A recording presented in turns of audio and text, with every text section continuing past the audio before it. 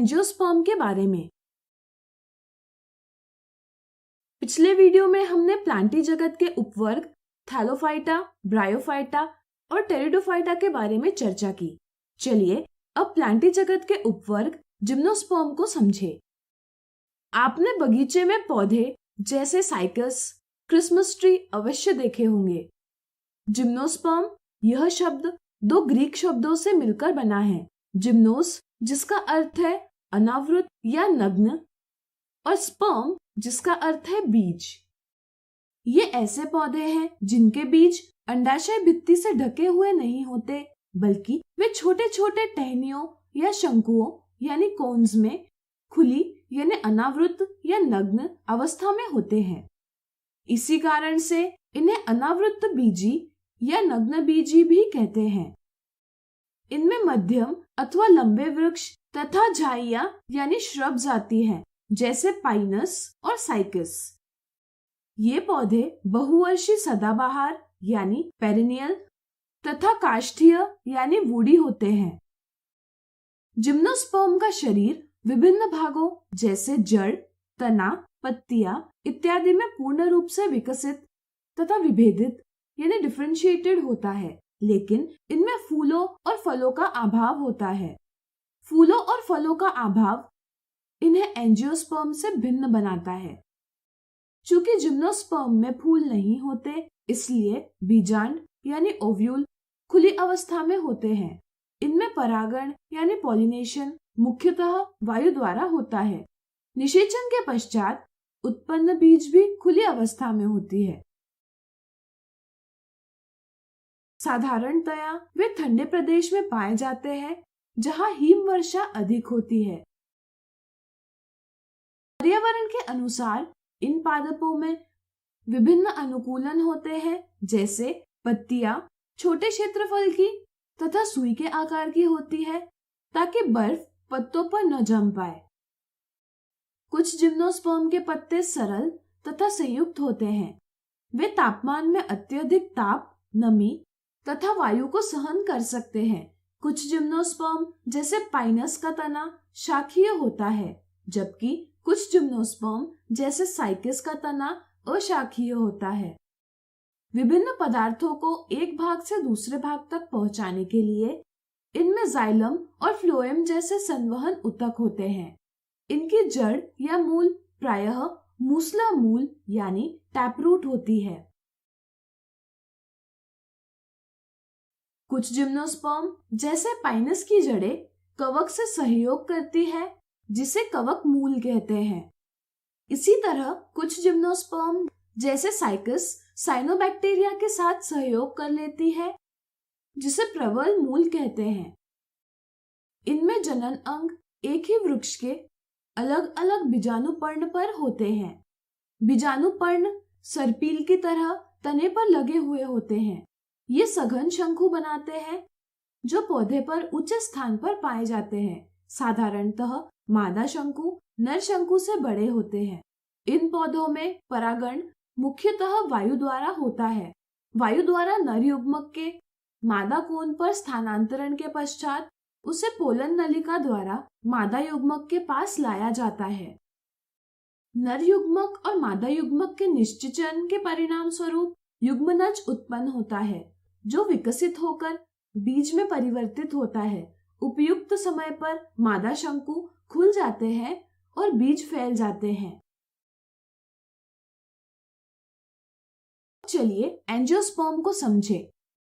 Angiosperm शब्द की उत्पत्ति दो ग्रीक शब्दों एंजियो यानी ढका हुआ और स्पर्म यानी बीज से मिलकर बना है। इस तरह वे पौधे जिनके बीज फलों के अंदर ढके हुए हैं एंजियोस्पर्म या आवृत बीजी कहलाते हैं। इन पादपों की मुख्य विशेषता फूलों की उपस्थिति है। इनके बीजों का विकास फूलों के अंडाशय में होता है, जो बाद में फल का रूप ले लेते हैं। इसलिए हम इन पादपों को पुष्पी पादप भी कहते हैं। यह पादपों का सबसे बड़ा वर्ग है। इनमें वुल्फिया जैसे छोटे पौधे से लेकर यूकेलिप्टस जैसे विशालकाय पेड़ सम्मिलित है। वे विभिन्न स्थानों पर पाए जाते हैं। एंजियोस्पर्म से हम भोजन, औषधि, चारा, लकड़ी तथा अन्य उत्पाद प्राप्त कर सकते हैं। आवृतबीजी यानी एंजियोस्पर्म्स लैंगिक जनन से संतति उत्पन्न करते हैं। इन पादपों के जननांग यानी रिप्रोडक्टिव ऑर्गन्स पुष्प में पाए जाते हैं। पुष्प में पंखुड़ियों के घेरे के भीतर आप कुछ पतली नलियां देख पाएंगे जिनका शीर्ष भाग फूला हुआ होता है। ये पादप के नर जननांग होते हैं जिन्हें पुंकेसर यानी स्टेमन कहते हैं। पुंकेसर के दो भाग होते हैं। ऊपरी फूला हुआ भाग परागकोश यानी एंथर कहलाता है। इनमें परागकण यानी पोलन ग्रेन्स बनते हैं जिनमें नर युग्मक होता है। परागकोश से जुड़ा लंबा एवं पतला भाग डंठल तंतु यानी फिलामेंट कहलाता है। पुष्प के केंद्र में एक सुराही जैसा भाग होता है जिसे स्त्री केसर यानी पिस्टिल कहते हैं। यह पादप का मादा जननांग होता है। इसमें अंडाशय में मादा युग्मक अंडकोशिका होता है। परागकणों का कोशिकाग्र तक स्थानांतरण परागगण कहलाता है। यह कार्य अजैविक घटक जैसे वायु, जल या जैविक घटक जैसे कीटक, प्राणी इत्यादि की सहायता से होता है। परागकणों से दो नर युग्मक परागनली के द्वारा अंडाशय में छोड़े जाते हैं। इनमें से एक नर युग्मक का अंडकोशिका से संलयन होकर युग्मनज उत्पन्न होता है तथा दूसरा नर युग्मक का दो ध्रुवीय केंद्र को यानी बाइपोलर न्यूक्लियाई से संलयन होकर एक भ्रूणपोष यानी एंडोस्पर्म उत्पन्न होता है। फिर युग्मनज का विकास बीज में तथा अंडाशय का विकास फल में होता है। बीजों में बीज पत्र होता है जो बीज के अंकुरण के पश्चात हरा हो जाता है। बीज पत्रों की संख्या के आधार पर एंजियोस्पर्म वर्ग के दो भाग किए जा सकते हैं। यदि किसी पादप के बीज में एक बीज पत्र होता है जैसे बांस, प्याज इत्यादि, तो ऐसे पादप एक बीज पत्री कहलाते हैं। लेकिन यदि किसी पादप के बीज में दो बीज पत्र होंगे जैसे बरगद का पेड़, तो ऐसे पौधों को द्विबीज पत्री कहा जाता है। चलिए इनकी विशेषताओं को समझें। एक बीजपत्री पादपों में जड़ें साधारणतया तंतुमय या रेतेदार होती हैं, जबकि द्विबीजपत्री पादपों में मुसला जड़ें होती हैं। एक बीजपत्री पादपों में तना खोखला हो सकता है जैसे बांस, आभासी हो सकता है जैसे केला, या चकती स्वरूप का हो सकता है जैसे प्याज, जबकि द्विबीजपत्री पादपों में तना मजबूत तथा सख्त होता है। यदि पत्तियों की बात की जाए तो एक बीजपत्री पादपों की पत्तियां समांतर शिरा विन्यास वाली होती है, जबकि द्विबीजपत्री पादपों की पत्तियां जालीदार शिरा विन्यास वाली होती है।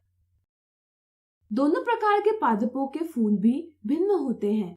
एक बीजपत्री पादपों में फूल 3 भागों वाले या 3 के गुणज भागों वाले होते हैं, जबकि द्विबीजपत्री पादपों में फूल 4 या 5 भागों वाले होते हैं। तो अब आप जिम्नोस्पर्म और एंजियोस्पर्म को अच्छे से जान गए होंगे। आज हमने सीखा प्लांटी जगत के उपवर्ग जिम्नोस्पर्म और एंजियोस्पर्म के बारे में।